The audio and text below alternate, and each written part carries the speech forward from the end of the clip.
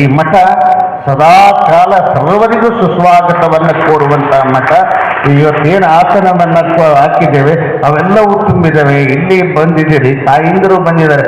ನೀವು ಇಷ್ಟು ಬರ್ತಾ ಇಲ್ಲ ಅಂತ ತಿಳ್ಕೊಂಡು ನಾವೊಂದು ನಿರೀಕ್ಷೆ ಮಾಡಿದ್ದೇನೆ. ಆದರೂ ಒಳಗೆ ಕುತ್ಕೊಂಡಿರ್ತಕ್ಕಂಥ ಶಾಂಭವಿ ರೂಪವನ್ನು ನೀವೇ ಬಂದು ಈ ಕಾರ್ಯಕ್ರಮಕ್ಕೆ ಪುಷ್ಟಿ ಕೊಟ್ಟಿದ್ದೀರಿ ಅಂತ ಕೇಳಿದ್ರೆ ನಮಗೆ ಒಂದು 100 ಆನೆಯ ಬಲ ಇವತ್ತು ಈ ವೇದಿಕೆ ಕಲ್ಪಿಸಿದೆ ಅಂತ ಕೇಳಿದ್ರೆ ತಪ್ಪಾಗಲಿಕ್ಕಿಲ್ಲ.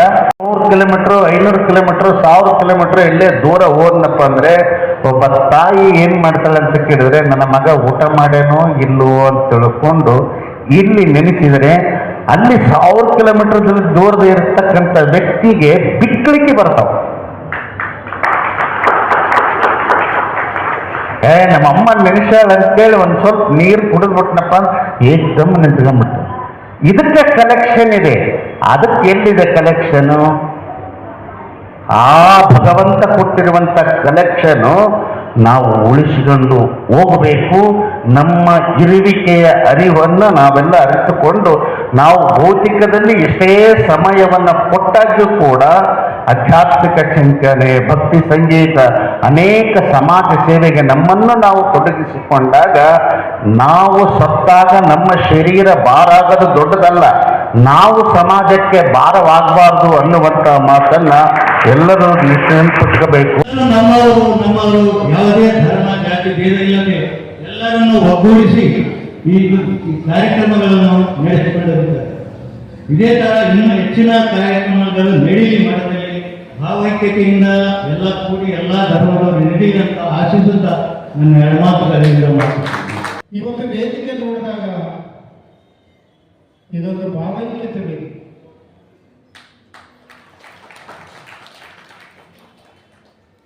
ನಾನು ಬಹಳ ದಿನದಿಂದ ಹೇಳಬೇಕು ಅಂತ ಇದ್ದೀನಿ. ಯಾಕಂದ್ರೆ ಈ ಧಾರ್ಮಿಕ ವಿಚಾರಗಳ ಬಗ್ಗೆ ನಾನು ಮಾತಾಡೋದು ಅಷ್ಟು ಸರಿಯಲ್ಲ ಅಂತ ಹೇಳ್ಕೊಂಡು ನಾನು ಭಾವಿಸ್ಕೊಂಡೆ. ಬೀದರ್ಕೋಗಿ ಬಂದಾಗ ಪಾಲಿಕೆ ಪರವಾಗಿ ಅವರನ್ನು ಭೇಟಿ ಮಾಡಿದಾಗ ನಾನು ಆಗಲೇ ಹೇಳಿದ್ದೀನಿ, ನೀವೇನು ಯಾವ ರೀತಿ ನಿಮಗೆ ಈ ರಾಯಚೂರು ನಗರಕ್ಕೆ ಅನುಕೂಲ ಆಗ್ತದೆ, ಜನರಿಗೆ ಅನುಕೂಲ ಆಗ್ತದೆ, ನಮ್ಮ ಊರು ಬೆಳೀಬೇಕು, ನಮ್ಮೂರು ಅಭಿವೃದ್ಧಿ ಆಗ್ತದೆ, ಇತರ ಜಿಲ್ಲೆಗಳಿಗೂ ಕೂಡ ನಮ್ಮ ಜಿಲ್ಲೆ ಭಿನ್ನವಾಗಿ ಕಾಣಬೇಕು. ನೀವು ಮಾಡ್ತಾ ಇರುವಂಥದ್ದು ಜನಪರವಾದಂಥ ಕೆಲಸ, ಜನಮೆಚ್ಚುವಂಥ ಕೆಲಸ. ನೀವು ಖಂಡಿತವಾಗಿ ಇದನ್ನು ಮುಂದುವರಿಸಿ ನಮ್ಮ ಆಶೀರ್ವಾದ ಇರ್ತದೆ, ಮಠದ ಬೆಂಬಲ ಇರ್ತದೆ.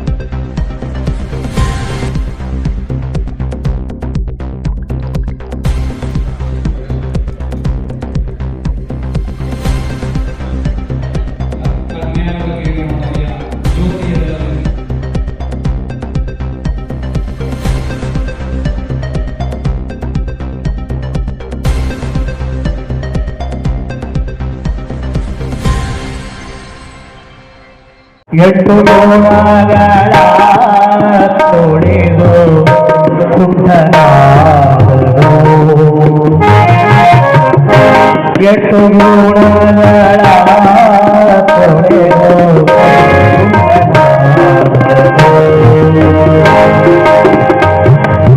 ಗಾಳಿಗೆ ಸಿಗದೆ ಹೋಗಲ, ಗಾಳಿಗೆ ಸಿಗದೆ ಹೋಗಲ,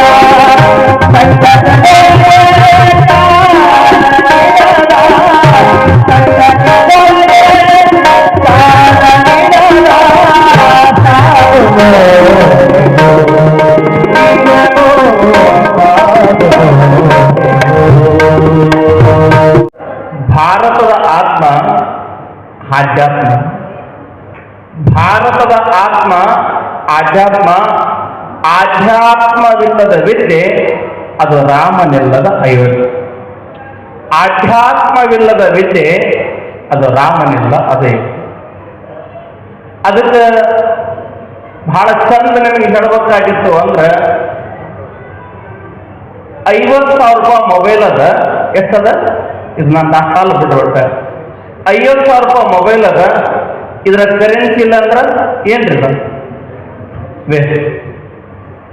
ಹಾಲಪ್ಪ ಅಂತ ಹೆಸರಿಟ್ಕೊಂಡನ, ಕುಡಿಯಾಕ ನೀರಿಲ್ಲ ಹೇಳ್ರಿ ವೇಸ್ಟ್. ಬಂಗಾರವ ಅಂತ ಹೆಸರಿಟ್ಕೊಂಡಾಳ, ಹಾಕೊಳಕ ದಾರಿ ಇಲ್ಲ ವೇಸ್ಟ್. ಮಾತೃವಾತ್ಸಲ್ಯ ಅಂತ ಮನೆ ಬರ್ಕೊಂಡಾನ, ತಾಯಿನ ವೃದ್ಧಾಶ್ರಮ ಬಿಟ್ಟಾನ ಹೇಳ್ರವ.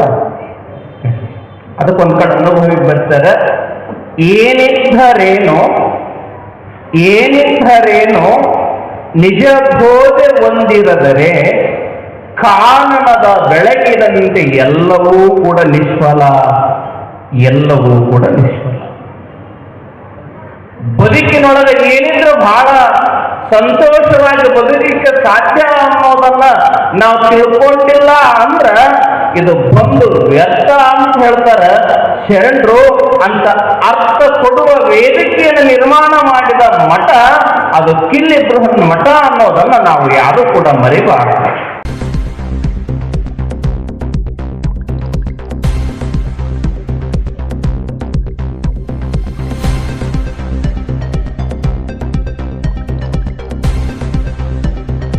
गंगा माता की, गो माता की, सकल साधु संत महाराज की जय. मंगलम दे नमः पार्वती पदेश्वर महादेव. ओम राजादि राजाय प्रसय्यसायिने नमो वयं वै श्रवणाय पूर्वहे सवे कामान् काम कामाय मह्यं कामेश्वरो वै श्रवणो ददात. कुबेराय वै श्रवणाय श्रीमन्महादेवाय नमः. यज्ञेन यज्ञमयिषन्तु देवा तानि धर्माणि प्रथमान्यासन् ते परेश्वर महादेव. भारत माता की जय.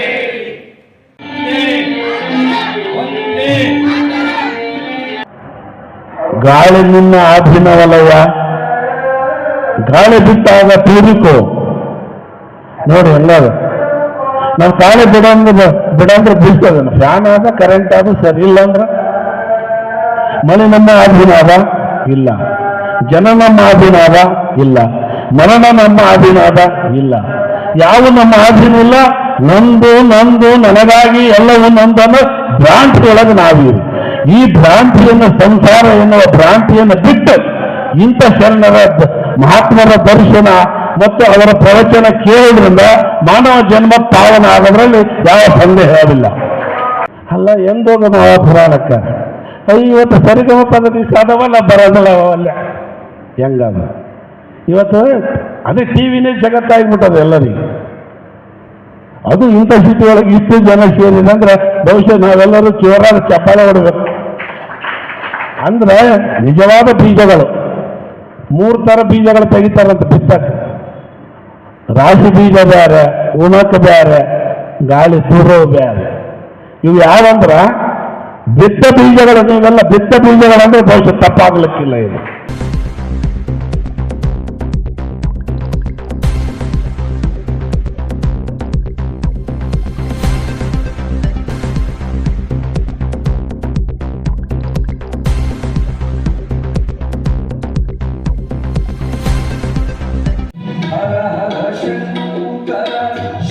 ಶಿವ ಶಕ್ತಿ